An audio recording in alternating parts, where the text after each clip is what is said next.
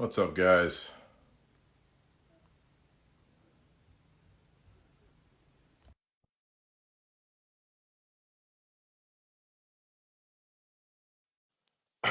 How's everybody doing tonight?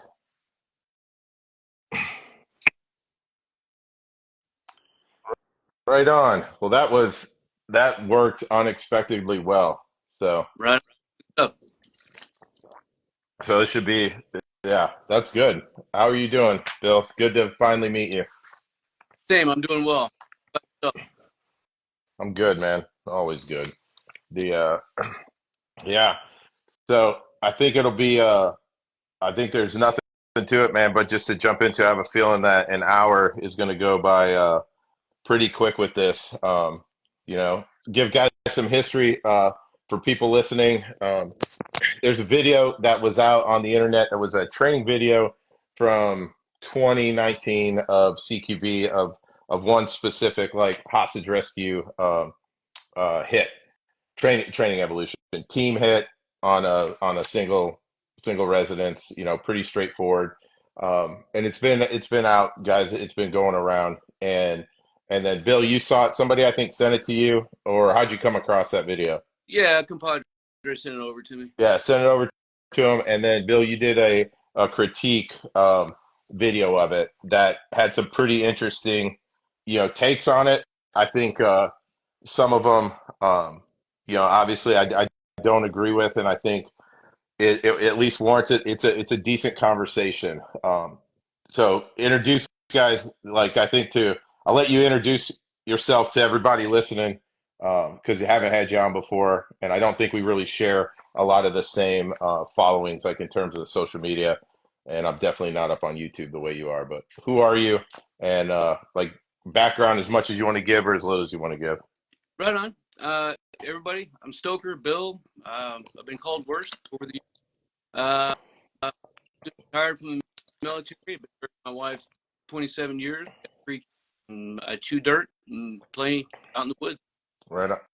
And that's where I think even in the video you said you primarily focus on kind of survival stuff and like fieldcraft type things, Yeah, field craft. but I think before we, to have this conversation too, right? Because we're talking about, some of it's theory based, a lot of it is experience based. At least that's how I look at like kind of TTPs. So to have this, I'm not a big proponent of like, hey, this is my background, this is what I do. But I think when we talk about tactics, you have to, especially with some of the things that I have that you said from the video, we have to talk about like your backgrounds, right? Guys that know mine, I was in the Navy for 17 years. I did my last 9 in the Army, and my last, you know, 12 and a half years were done as an assaulter at an Army Special Mission Unit, right? And that kind of, so for me, my entire career, from 95 when I was in a force platoon, it was that CQB, and it just kind of went to there. I got out, retired, still work an operational job, still have CQB as one of the medals that I have to maintain and continue to train, right? So that's my background. So for you, in terms of like your CQB, like where does that play in? Like where do your kind of your ideas and experiences come from? So I mean, it goes back to mid to late 90s to early 2000s when I was still in the Marine Corps. By the way, I was a foreman. Take care of some good dudes of mine. Spent most of the time the first fleet anti-terror security team, or otherwise fake ass SEAL team, out of Norfolk, Virginia. Yeah. So Fast Company, right? For guys that don't know, and stop me if anything I'm saying is wrong. Fast Company is fleet anti-terrorism security teams. They basically are charged with having a response, but the focus is primarily, defensive in nature, taking and defending nuclear weapons, the arsenal, and then also there's a reaction team, right? It's like RTT or something like that, which is like a global response for contingency. Right. So the majority of the battalion is pre-stationed at different locations, guarding nukes, doing refuel, defuel operations. The fast platoons did a rotation 6 months at a time to pre-position in either Italy, in Spain, or in Japan, and just kind of staged forward, ready to go, one platoon at a time. Primary purpose would be for response to things like Nairobi and Kenya, those bombings, the Cole embassy bombing. So there's a lot of reaction and support and defense that is probably a bigger role, if you will. Okay. But responding to the embassies, right? Yeah, typically responding to doing non-combatant evacuation operations of embassies. Like they didn't release who's down in Haiti right now, but odds are it's a fast platoon. When I was in, did our tour or our deployment to Naples, and we did a short mission up to Gaeta to the 7th Fleet, which is kind of before any threats kind of took place. So it was a little bit different for what we were able to do. Before I got there, dudes were in Macedonia, and then after I left, the dudes were in Macedonia, but primarily embassy, additional security based off of level of threats. Yeah. Okay. And then how long were you in the Marine Corps for?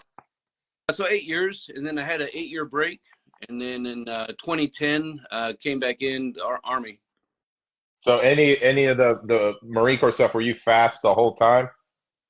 No, so I started off as a mechanic, and then about 2.5, 3 years in, switched over to started off as a weapons instructor for the security team at NSGA Northwest, and then a spot opened up at the fast team, so I was able to make my way up there. Okay. And the whole time in communications and signals. Okay. So ever in any of those jobs, like outside of the time you had at Fast as an instructor and like a CQB team leader, I think you said in the video, like was any of that like operational, like hitting targets in GWAT or anything like that? For GWAT, no.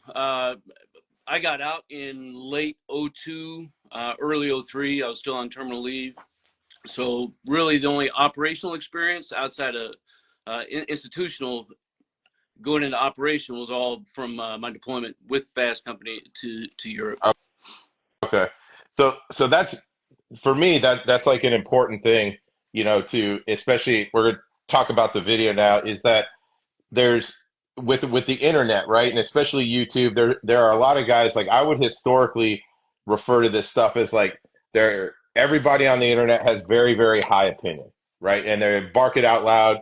Video you made, production value of the video made was super high, right? It's good, kind of a video breakdown, audio and all that stuff.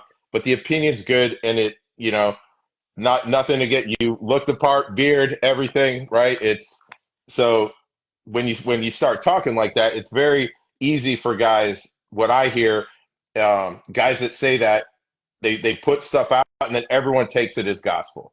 So I think it's important to kind of, when you start to dig into some of the experiences, because our experiences drive everything, right? It's going to drive our opinions, especially when it comes to tactics, I think, right? Mine is based off of what I've done, right? So anytime I have guys like in the tactics world that are telling me, hey, this will never happen. When it's like, okay, but I've seen it happen 500 times. So how does it never happen, right? Because there's differences, right? Like what happens in the schoolhouse. And I think we came up, for me in the early 90s, kind of Force Recon held the keys. We talked about this in a phone call, the keys to kind of CQB training, right? In that shoot house. And that information was shared. And I think at that time, a lot of it came from, I think the Delta Platoon, LA SWAT. What? Old Dick Morchenko. Oh, yeah. No, that was like, yeah, that's SEAL Team 6 stuff. But I think, we had a very system, it's points of domination, CQB, with Hall Boss kind of, at that time, it was called initiative-based tactics. And I think it's for the last place I worked, we were really consistent with a lot of those things in terms of points of domination, right? And how we did business, right? So for the video that we're going to talk about, right, that was a initial hit, kind of like warm-up hits, daytime, just team hits. So I kind of read through some of the comments on the videos, and guys are like, well, you could have a helo circling around and kind of sneak in and all the shit. It's like, no, you couldn't. You would never do that. You would never inoculate him to noise. One, it's a hostage rescue, right? Time is of the essence. We don't get to decide where the hostages are being held. Can't drop a hawk on the X, which is what we would want to do. We'd want to park them all right out in front of the door. So it had to be a Y landing, which happened to be, hey, we're 200 meters away, 150 meters away from that target. So now it's closing that distance and stealing that time back because we gave up surprise. So now we're leveraging speed as the initial assault. One of the things I want to ask you, because it comes up a few times in the video, do you feel like that video, that training event was scripted? Only in as much as um, anything that I've ever done has been scripted. Like you go on a plan, you have your op order, and you go through all your concept operations, and everybody knows what their job is going to be going in. But outside of that, I don't think Yeah. so. So the way that kind of evolution works is there's a series of targets. They're all over the place, right? They're probably 60 to 80 miles within our central hub, which is usually an airport that we're launching from. The way that the level of planning is literally you're on a matrix. Hey, you're up. You're on 9-2. You're going to this target. You look at the LZs. It's a plain side debrief on the top. Pass out GRGs. Everybody puts them into their sleeve, and then you say, hey, this is where we're landing. As we go out, we're going to look for a breach on whatever the north side, and then it's really though as the situation unfolds, like in this one, you make decisions on the fly, right? So as we're approaching it, the first comment you kind of make, it's like a wide landing, and then we're sprinting to the target, which for me, from an operational standpoint, that is 100% doctrinally correct, Yeah, right? you got It's a wide landing, and we're running there. Now, what we saw was they heard the helo, they know they're coming. The guys, the role players that we use are actually law enforcement officers, right? So they have some training. Those guys were, I think it was a mix of some of. There was one military guy who was the puck, and then everybody else is kind of cops from their SWAT team that is aggressing us. So as we come up, the first thing you say, right, it's like, hey, we're shooting Sims, but they're not really Sims. Why do you think we're not shooting Sims? To be honest with you, as it progressed a little bit further, so I'm sure that there's more simulation out there than I've had experience with. Yeah, But they're go ahead. the 5.56 Sims now, like UTMs and Sims, those were actually simunition rounds, right? And it's a marking round, a paint marking round. They fly good. I think the Sims, it's basically a blue bolt. You drop it in, and you can pretty much accurately engage to about 70 meters, and then wind and stuff starts affecting it. So it was Sims, right, coming up, and what I saw is I saw a guy milling around, right? And in the camera angle, the little Insta camera has that I'm wearing on my head has a pretty, narrow field. Yeah, it's actually narrow. It's more narrow than your eyes, right? If you figure your eyes are about 135, this sits at about 110. So it's a little bit deceiving, but the first shots I took were at about 30 meters, right?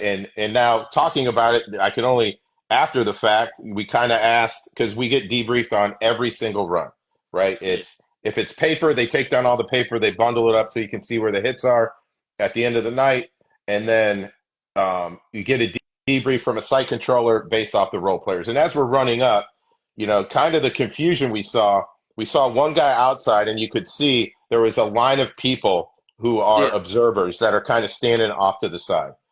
Seen it before. Hey, they're not in play. This guy's in play. Took some shots at him. He was actually supposed to be in the house, right? He walked outside to see when we were coming to kind of alert everybody. And what he sees is that's a 5-man team basically running, sprinting in a wedge. And then the first 2 shots that I took hit him. And then as we got closer, he looked at the site controller like, hey, should I lay down? And then it was not only myself shooting, but there was a guy to my right, a little bit behind me, that also engaged him and ended up shooting him. So one of the things we look at like is in terms of like I think a classic approach, that would be way more deliberate, right? The way that target's set up, if you look at it, there is a wooden door for us to breach in the center of the house, right? But as the situation unfolded, we saw we have a wooden door in the center, or I can hit this target from one side of it and clear in one direction where I don't have to really be concerned about a PDC. I'm just going to push through it like a tube, right? And that's kind of what I made the decision or chose to do, right? As we come up outside the door, the first thing you kind of hit me on was what happened in that first room. Like, give me your opinion about what you saw in that first room. So quickly, Main Street was past the door, taking out a target to your right in that corner. And Yep. then obviously, and it should be noted that when you only have a first person point of view camera, you have no knowledge and no perception of what anybody else is doing, right? And Yeah. No. Yeah. No, it like is. huge. And then immediately going into, I think it was a hallway, maybe a kitchen area. Yeah. Yeah. Yeah. So let's go to the first room, though, right? So first room comes in, right? I am a right-handed shooter. As I'm making entrance into the room, my thought process is crossing that threshold, I am going to be as absolutely dynamic as I can be, ready to fight, connected to the gun and everything. So coming in, right, as soon as I looked into the room, it was a little bit on the darker side, right? I couldn't really see, but as I came back and I activate my light, I'm outside the room. I consider I've already entered the room.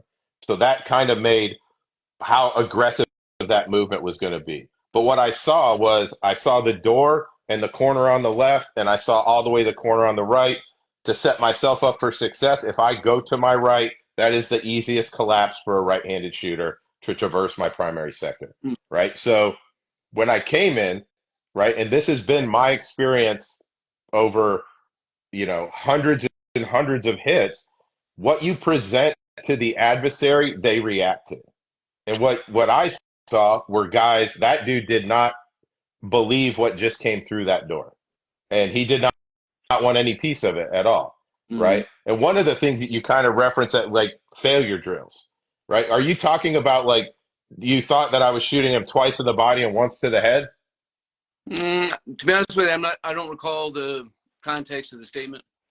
Oh, you said like, oh, I don't know. He's shooting failure drills. I don't know why it is. Like our standard kind of like CQB thing is each target's 3 to 5 rounds, right? From an initial training standpoint, it's 2 rounds for every target, right? And that way you're able to, on a 4-man team, you can score targets like who all should have shot targets in this sector and that sector. So they kind of mitigate it with that.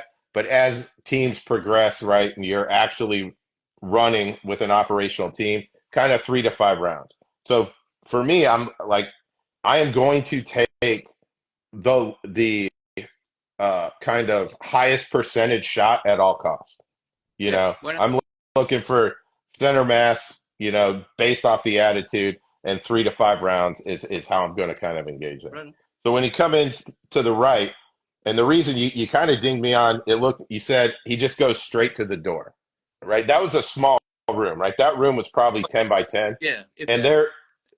what you don't see is I go to the door. What I look and see at that door is I see the rest of the team is on my left side, and I see a door that opens where they all are. Right So on. that cues, hey, I'm gonna underarm assault, open this door up, get it out of the way. We need to get a foothold into this house, right? Didn't know it's unknown floor plan, didn't know shit that was in there. And the very next thing, we go in and it's a guy in the kitchen. And you kind of to jump to the back of the video, you made a statement about one thing you don't like is the military training push guys where you're always going to win, right? And you talked about when you did your final kind of FTX for your CQB training that you were going up against the instructors, Yeah. right? So why do you think it's like? Have you had training evolutions where you didn't win? Um. So I mean, outside of Hell Week and CQB school, it depends on what you constitute as a win. Yeah. There's certainly I mean, been lots of hard lessons learned, you know. yeah, but I know for me, right? So one of the principles of how we train, right? If I get shot with Sims, it's I'm reacting to everything as reality, right? You you shoot me with Sims, am I disabled? Absolutely not. I'm going to continue to push my agenda on you. You know what I mean? So like for me, yeah, we win. I have won every fucking training event I have ever done across my entire career. Right? We don't ever pull off the target with not all the targets engaged or not getting the PC if it's a hostage rescue. So I think it's like part of me agrees like you want training to be difficult by all means, right? You want it to be difficult and challenging. But have you done? I think if for the way that place looks at training, because you mentioned too, like not one. You said no casualties. Where does that happen? Right? Are you talking about in training or in reality? So both. So in reality, like almost every time, there's no casualties. Like that's the goal, right? Right? Is That we is, set Yeah, so, but it's funny, when guys hear that, where does that happen? And I'll tell you, for the thousands of hits I've gone on, like 98% of the time, there are no casualties on our side. That is the goal. So it happens quite frequently. And I think it's that mentality is kind of, it's like a nascent, like underdeveloped mentality. Like, oh, we're going to take casualties. Where I don't think anyone trains like that. well, Right? it's never acceptable, right? Yeah, yeah, no, I don't think it is. But I also don't think it's, you know, for the same reasons. Like, I don't practice injure shooter drills, right? It's not a thing, honestly, in my mind. Mm-hmm. Um, because I think you can practice shooting strong hand only, weak hand only, like from a practical standpoint, that makes sense. It's a skill. But this idea where what I always often see with the tactical world, and maybe you've seen it, you start layering all of this kind of nonsense on top of your training, especially if it's a scenario based training, to where you're not doing train. The whole training is just contingencies, right? Like you've seen it, right? You tape your hand up and put fake blood on it, right? Those are just modifiers that don't make any fucking sense, right? Mm-hmm. It's like, hey, now I gave you something to do after this iteration. When we move past this, now you get to go clean yourself up for the next evolution, right? Right. Because I don't think that's a thing, right? And having seen guys, that take rifle rounds to the hands and shit like that, um, I don't see that training as like being valuable in terms of like, do you think that stuff is like those types of contingencies are good to go, like with training? Uh, I would say one should be cautious on if you're going to run uh, whatever contingency you want. If it's overly staged and then the value is gone, right? If you have to stop, right, stop camera, we got to go set something up. Now you're now you're injured. Let's get you wrapped up. Like you just lost everything. So I would not disagree that doing strong hand, weak hand shooting, you're kind of getting after the same things in a fundamental way as opposed Yeah. to stage something and then going after. Yeah, I think a lot of times the fundamentals aren't there and guys want to start layering stuff on it so that's how they think the training is valuable, but the foundational stuff isn't there to get it. And you mentioned right about your instructors, fighting your instructors, right, and they know your tactics. So with that being said, like in those training events, how did you guys fare against your instructors? Oh, not well. Right. How do you think those instructors would fare against like a troop of Saber Squadron guys assaulting, and they know what we're about to do?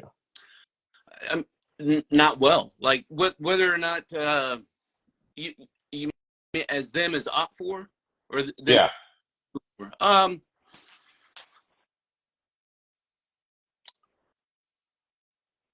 Because what I suspect happens, right, is the instructors are like shooting through little Yeah, tiny ports, right, or bladed off on the thing. Where I get it, right? That's in my mind, like that's entertainment, right? right, They're just dialing up the suck factor because if you're completely bladed at it, right, and I shoot you through the door jamb, it reacts. But with Sims, it doesn't, right? You can get behind a couch and have your gun up there and shoot that, and you think you're gonna, okay, yeah, hey, you shot me. It's like, dude, you were dead from when I was outside the room right. because those rounds come through the couch, right? And Yeah, that's something that we see, a lot of, right? That's why I think you like to have either professional role player companies or like other trained guys, like a SWAT team that, especially a full-time SWAT team that thinks they're good. That's like, hey, we got this shit down, and we're like, that is what we want. I want confidence level to be up,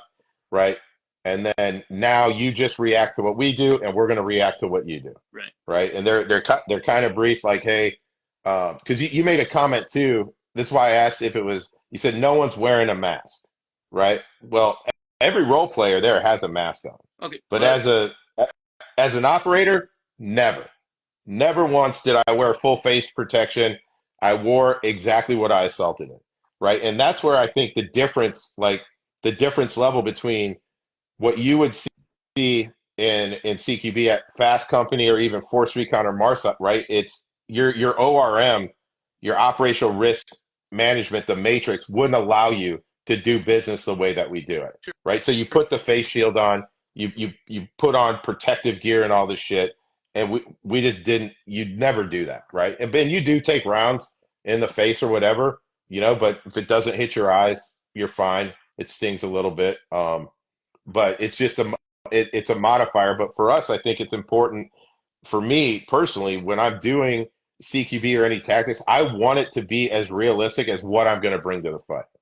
Right? Sure. Obviously, I'm losing recoil. I'm losing maybe a little bit of distance, on my barrel because I don't have the suppressor on. So I've got a little bit better maneuvering and shit like that. But everything else is pretty similar. So just to kind of clear that up, because I think towards the end, um, it it got to where what did hold on, I'll get to that in a minute. The All right, so the first room, then we go through that, and you said, hey, why would somebody be in the kitchen? Have you ever been a role player before? Yeah. Yeah. So you sit in a role player, right? How long do you think guys like stay alert and aware? Uh, well, you certainly become aware when you hear a helicopter landing. You do, right? Yeah. You do hear the helicopter land, but what do you think those cops think that approach is going to look like? I would be concerned about where it's coming from, right? And then I would try to be Right. getting in a posture, not cupcaking and Yeah. lollipop, making bacon.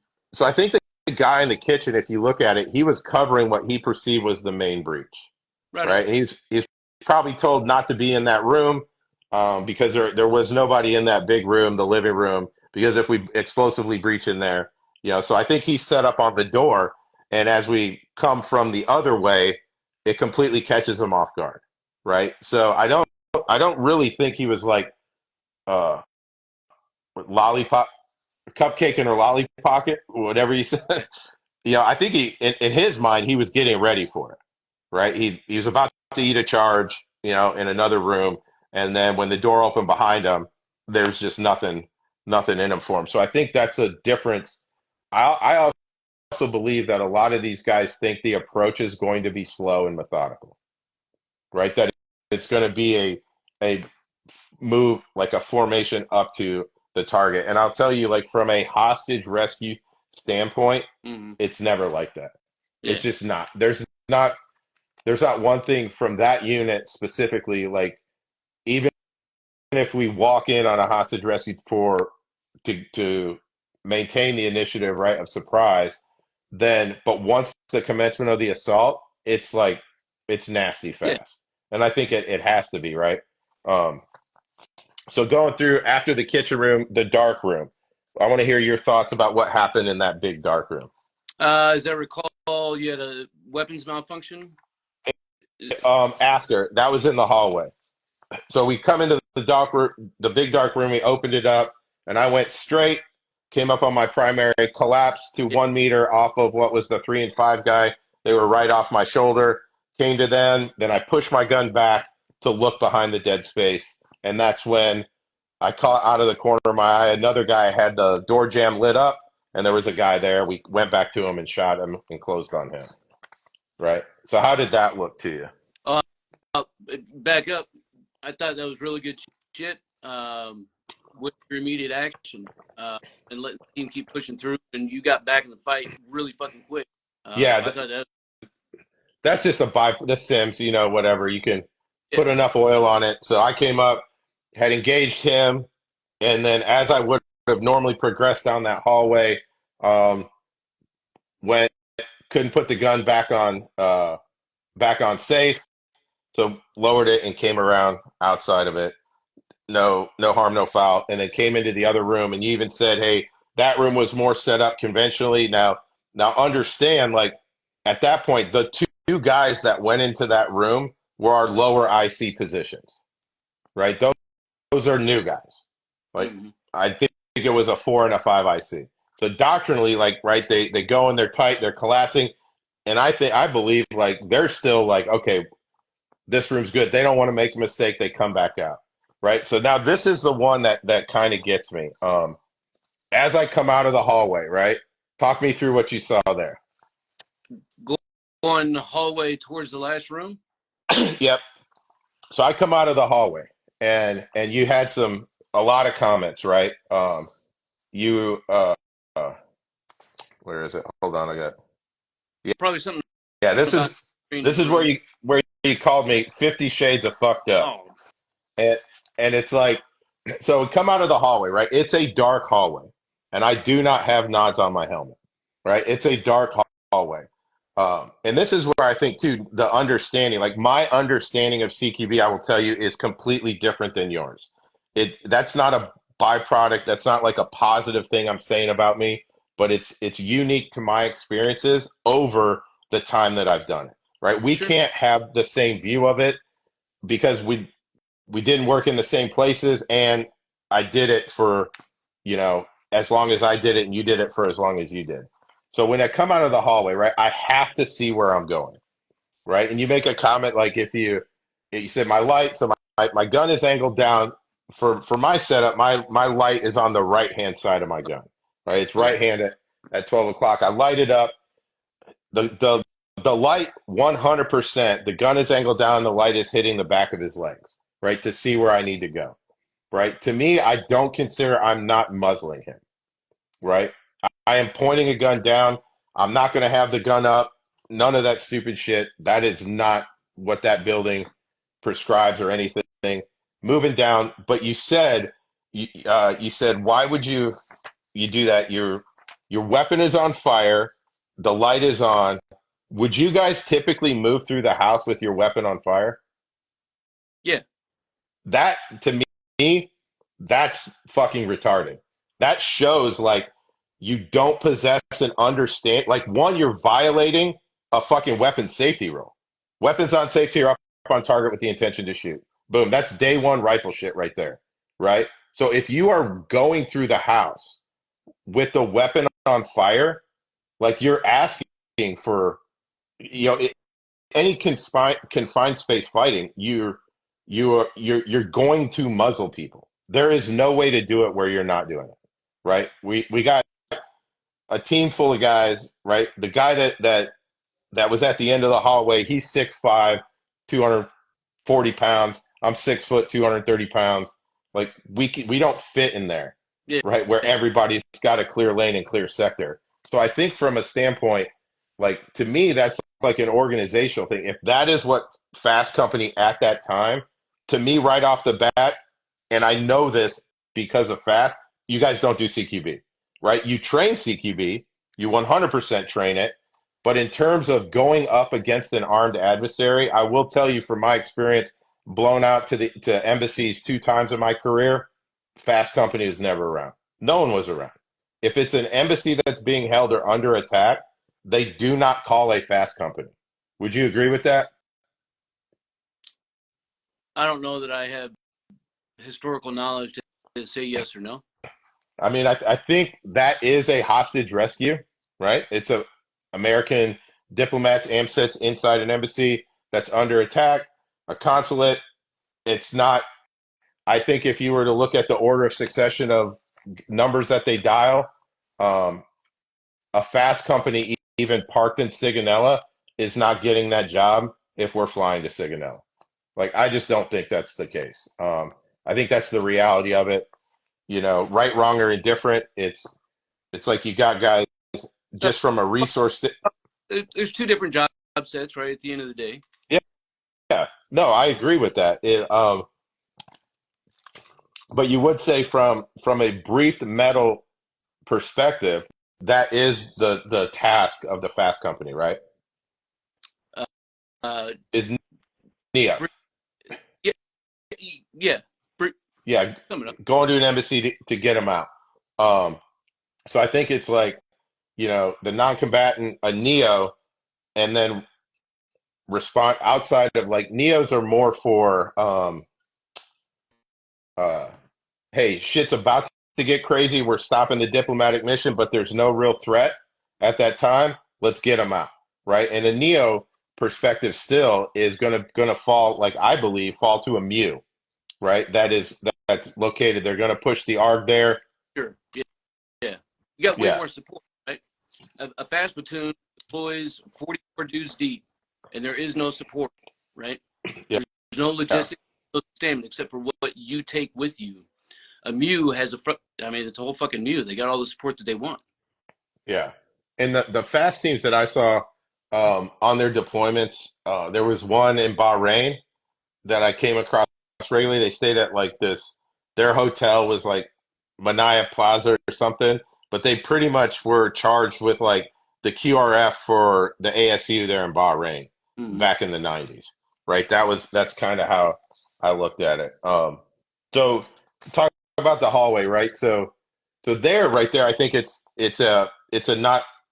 not understanding, right? You have one way of doing business. Hey, I go in the house, that gun goes on fire, and I'm going to leave it on fire the whole time, right?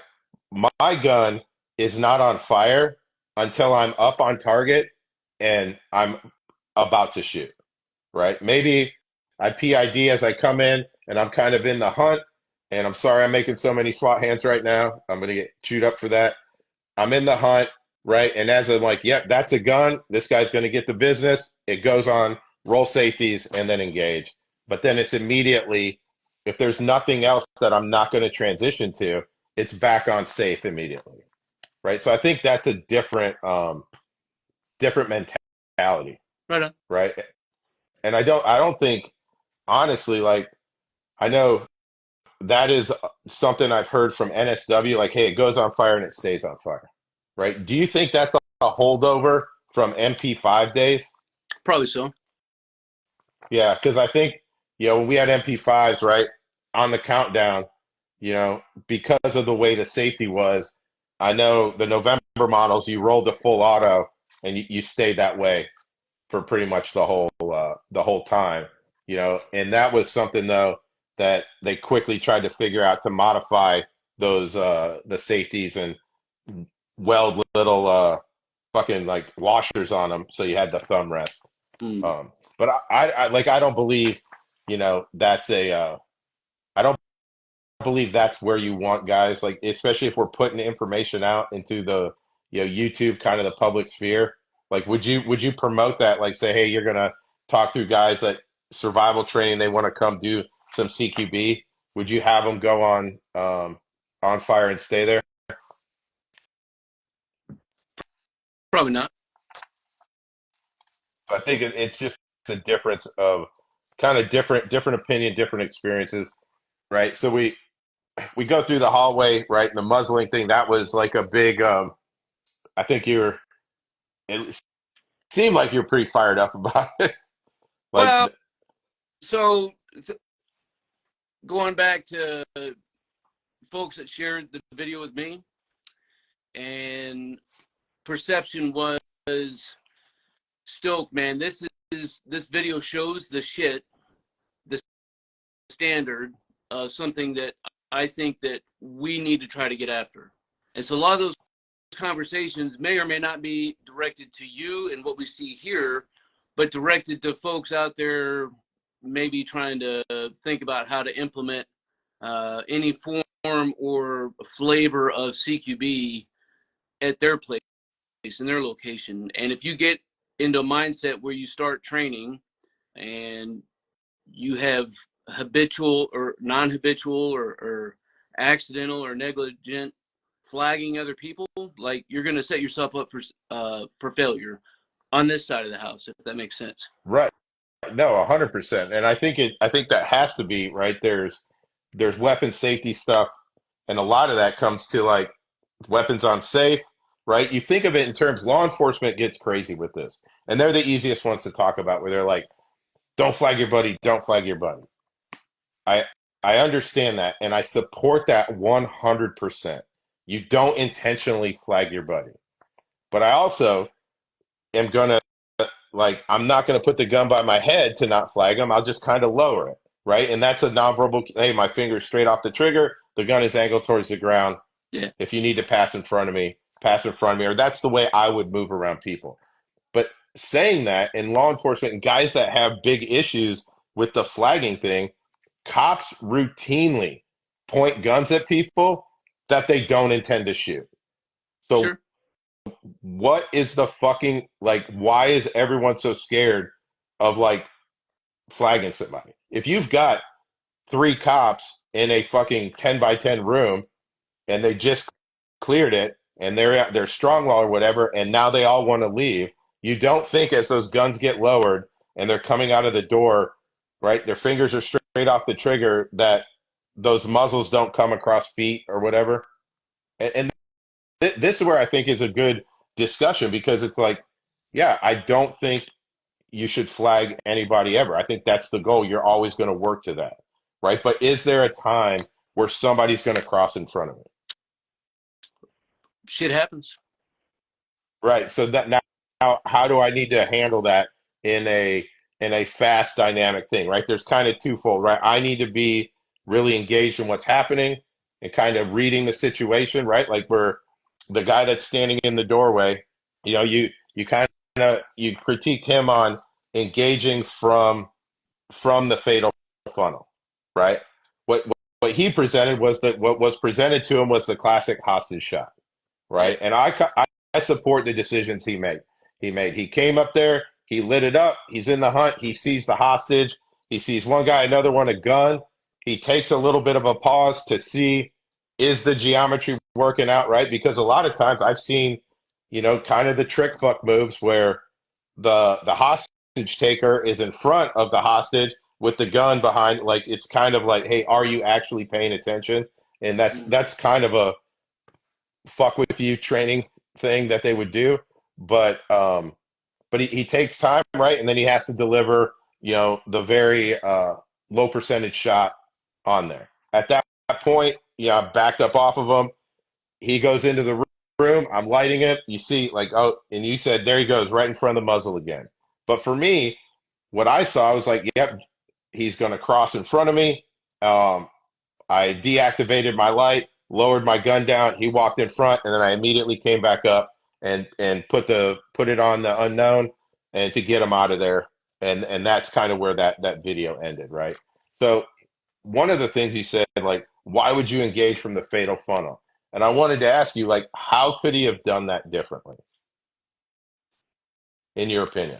Well, as I recall, it was a pretty restricted room, pretty small. Yeah. Yeah, it's a bedroom. I mean, American, but 10 by 10 maybe, with a bed, with furniture. Yeah, I mean, so when you walk in, and that's the thing, right? You walk into a room and you have no idea what's going to be in the room, and everything in there, furniture or anything else, you're going to have to make immediate on-the-spot decisions for, right? Um, of course, the classic example or the standard answer would be clear the doorway, clear your corner, sweep the. But obviously, there's a lot of things that are moving fast and you're reacting to. So I don't know. You tell me. What were So some lessons whole thing that could have been done better? Um,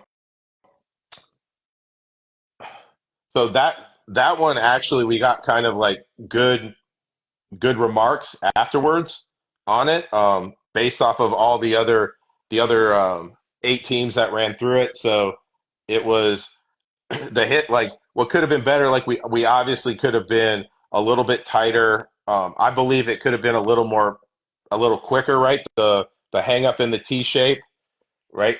4 or 5 seconds. I mean, you're talking about an evolution that from start to finish was maybe 25 seconds long, Yeah, right? From the time we walk in there till the time I'm actually doing the bona fides. That's not on the camera. Doing the bona fides with the PC was like 30 seconds. So I think we could have been a little bit tighter in the big room, right? But we had some furniture and some obstacles that guys were trying to going up over tables, right? And then that was one of the I think internal things like, hey, shooting platform, could you have engaged? He's like, no, I could have engaged anyway because the angle wasn't there, right? That was a fight really for 1, 3, and 5 at that doorway. And I think we could have been better at that. But I think the light use was good, right? So the guy that tried to engage us from the doorway, I think he shot 2 or 3 rounds, but nobody got hit, right? Because he was trying to aim at one thing and he had lights on him from the other thing, and then they started hitting him and they were hitting the door jam and the rifle, and that's when I turned on him and I had the most deliberate view on him. So I think like that stuff could be tightened up. Shots were fine. Obviously, the PC wasn't hit or anything like that, so that's mission success. yeah, Um, you know, so I don't think it was like a perfect run in any way, but I also think it was pretty decent. yeah. You know, um, in terms of that. But it's to me, it's like one of the things you say, like, hey, if this is these guys or whatever, like, and I really hope it's not like this can't be the thing, like these guys are, and you said it, like 50 shades of fucked up. And to be honest, like that doesn't bother me. It doesn't. It's like, I just think it's like, is it 50 shades of fucked up because we have different backgrounds or different experiences, or was it specifically 50 shades of fucked up? Like even Well, I, I, I would still take things back. I think to um, a a couple things, I guess, because it's hard to answer things uh, that are more relatable to you from your side and your perspective going through. Because I don't know from my end and my perspective what until we had this conversation what the actual purpose of the event was, right? And who the role players were, because that kind of changes a few things, and what the actual who is the audience for the event, and what was the purpose for the video. So there's a lot of things ultimately I don't have honestly got answers for. So when I look at things, I guess from a you call it a big army perspective, right? Which I'm sure all the dudes love to hate.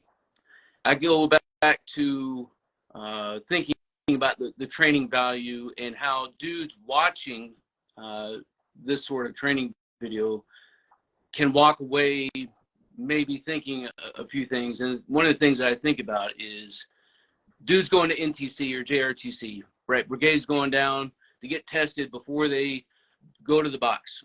Well, every single time uh, they either win straight up or they get reset because some commander fucked up and they get reoriented in order for them to be able to win.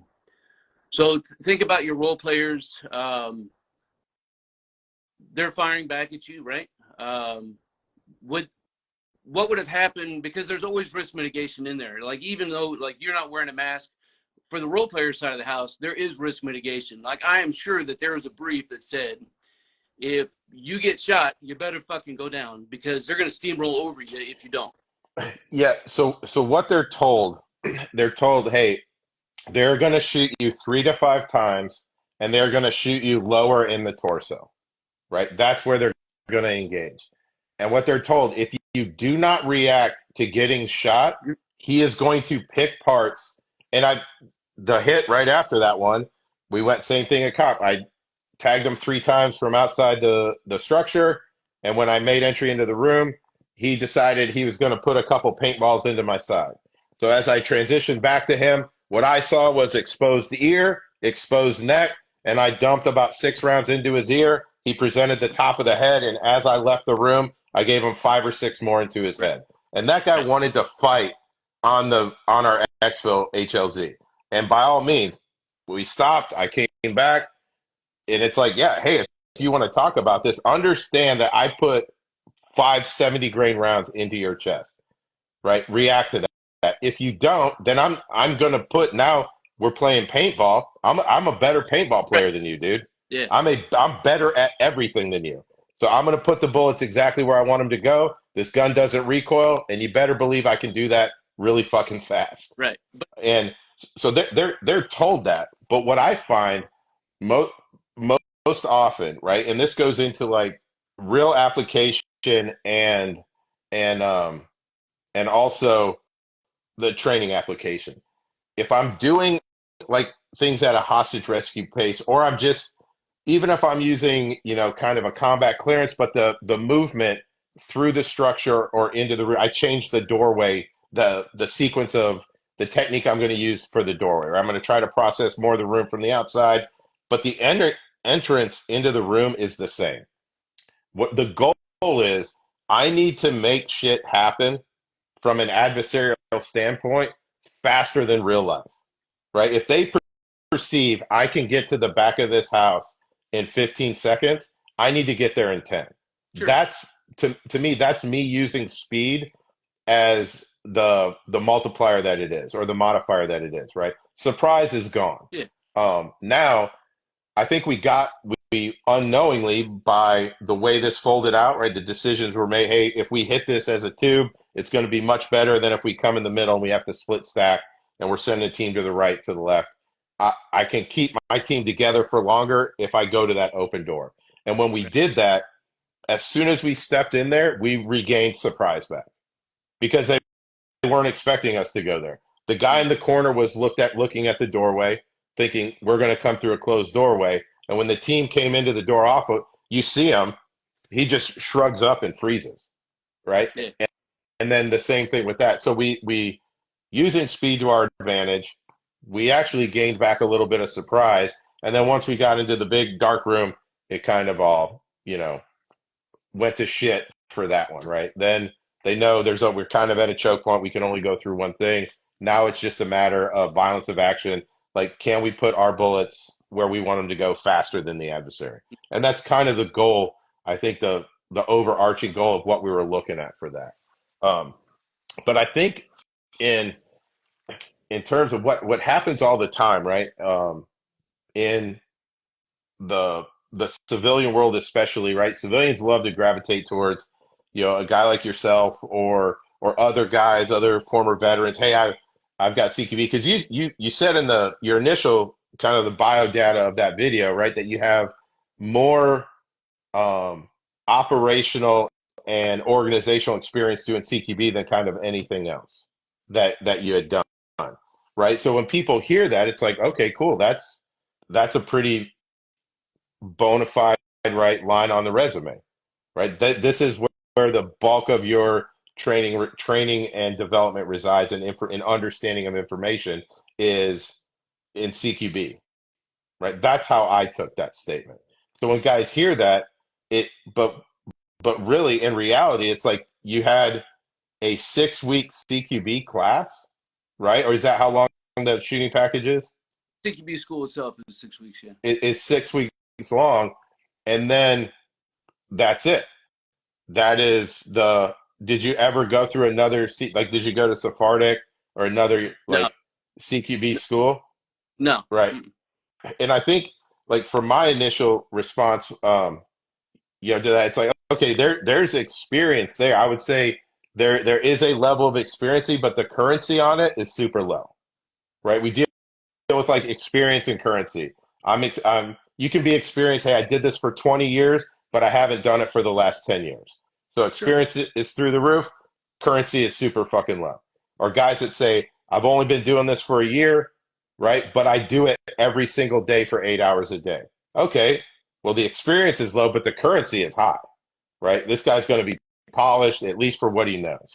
Um, and then you have guys that were like, at the unit, it was 10 sessions a week, right? Relentless schedule, AM and PM, Monday through Friday. You're either on the range or in CQB, Mm-hmm. right? Now, imagine doing that over like I consider myself, I was a visitor there. I was there for 12 years. There were guys that were working there when I showed up that had been there for 5 or 6 years, that when I retired, they were still on active duty there, right? Yeah. So now you think of like, what do you think in terms of experience versus currency when a guy's been doing this 10 sessions a week for over a decade, right? Oh With yeah. with with no resourcing problems, right? Anything he wants, he gets. Right. Multiple venues, none of it is not live fire CQB, right? If you go off site and you're training, yes, it's sims, force on force, sims against paper, but the bulk of the training that we're doing, it's In your own full life. 360. Yeah, you're blowing, you know, 40, 50 charges a week, right? External breaches, internal breaches, right? It's kind of sky's the limit in terms of training. So I think that's important to understand. Like, as I like the conversations, man, and I hope you don't feel like it's not a dig on you, but it would be, I look at it's the same way if I watch some Neil deGrasse Tyson videos and then I try to engage him in a debate about what he's been working on his whole life. Do you think that he would engage you? I think he would. I think he would say he would probably say correct me on a lot of things like, hey, that's not, but it would just show like I could You actually what? think he posted something on Instagram and said, "Yo, Neil, the world is flat." That Neil Oh, would reach out and say, "Hey, man, let's have a conversation." no, probably not. Probably I don't not. think he would. So But I'm glad we've had this conversation, and I think it's been open and very respectful. I hope both ways, because I see that we're only going down to 2 minutes, or a couple minutes, anyways. But why did you feel to have this conversation? Like, because I'm in the training world, right? In the training space. And one of the things I watched for over a decade when I wasn't on social media, right? I would get videos sent to me, and the amount of what I perceive, this is Matt's view, of just bad information, there's way more than there is good. Or when you have guys that are self-promoted like subject matter experts that have virtually no experience in what they're teaching, right? It's an experience. So I think it's valuable to where I've engaged, like you're not the anybody. It's like, hey, let's do a live about it. I like the live conversation because there's nowhere it's unscripted, yeah, right? I do it the same thing. I called you. I was like, hey, is there anything that's off limits? What don't you want to talk about? Like, I don't want it to be it's not like a fuck off session, but I think the conversation is good because when the conversation happens in the comment section, it usually stops like, well, you just don't understand the context. It's like, well, hey, motherfucker, I didn't make the video. The context I have to go on is what you put out, right? So I that's why I reached out to you, and it was actually guys like, hey, do you want me to see if he has a live? It's like, yeah, what's your IG? I think on IG gave you my number, and I was like, hey, you made a video, you've got some strong opinions. I have some opinions about that video. I think a conversation would be worthwhile, right? And I hope, and and think I said I hope it was. yeah, I hope it was. I mean, guys that were listening, we'll see. But they're gonna cut us off, Bill. I really appreciate you doing it. I'm gonna hang this one on Instagram for a couple days. See what happens with it. Guys can watch it, dude. I really appreciate you reaching out. And I've been like stalking your page, a lot of the survival stuff because I'm kind of into that too. It's interesting. But thanks for coming on, man. I really appreciate it, dude. Hope the guys that were listening that stayed with it, found it worthwhile. And Bill, if you ever need anything from me, dude, you got my number. Hit me up. Same to you, brother. All right, man. Take it easy.